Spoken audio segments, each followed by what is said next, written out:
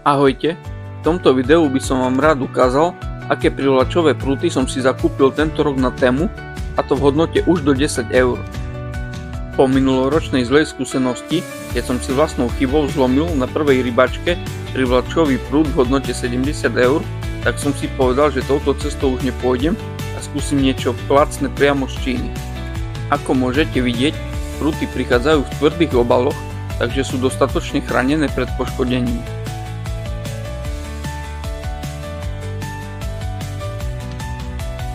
Takmer všetky pruty, výnimkou toho najlacnejšieho, majú aj svoj ochranný obal.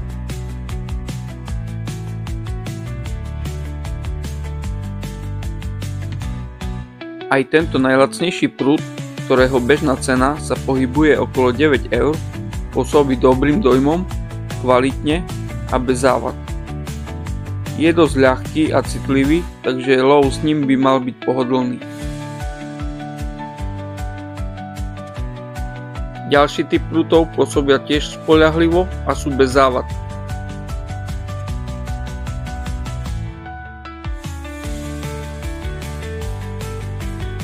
Sú citlivejšie ako predchádzajúci prút a takisto majú nízku váhu.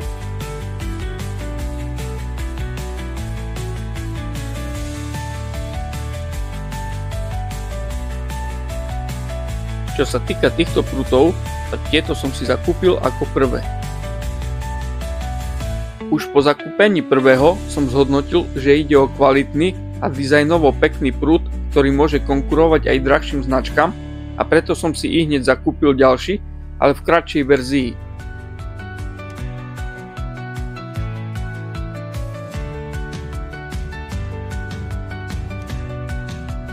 Takisto sú citlivé a ľahké a pri zľave si ich viete zakúpiť v hodnote 10 eur.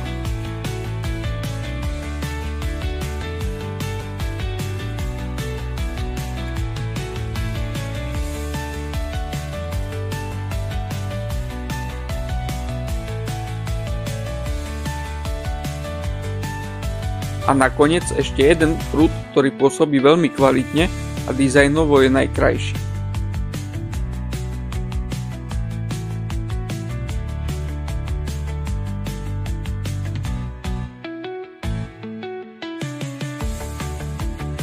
Oproti ostatným má vyššiu vrhacú záťaž, takže je trošku tuhší a mal by sa dať použiť na lov s wobblermi, flandavkami a gumami s jigmi do 10 gramov.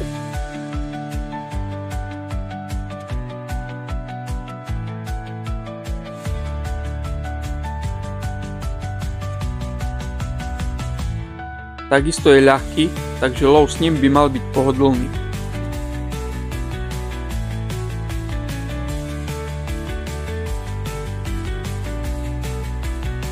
Všetky tieto pruty som si zakúpil na cielený lov struhov, jalcov a ostriežov.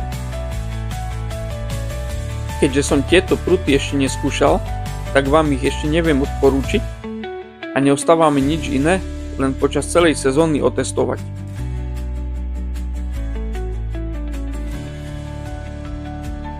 Komu by som to ale mohol vopred odporúčiť, sú deti alebo začiatočníci, ktorí sa privlači chcú začať venovať, pretože ak zničíte prút za 10 eur, tak vás to hneď neodradí, ako pri prúte za 50 eur a viac.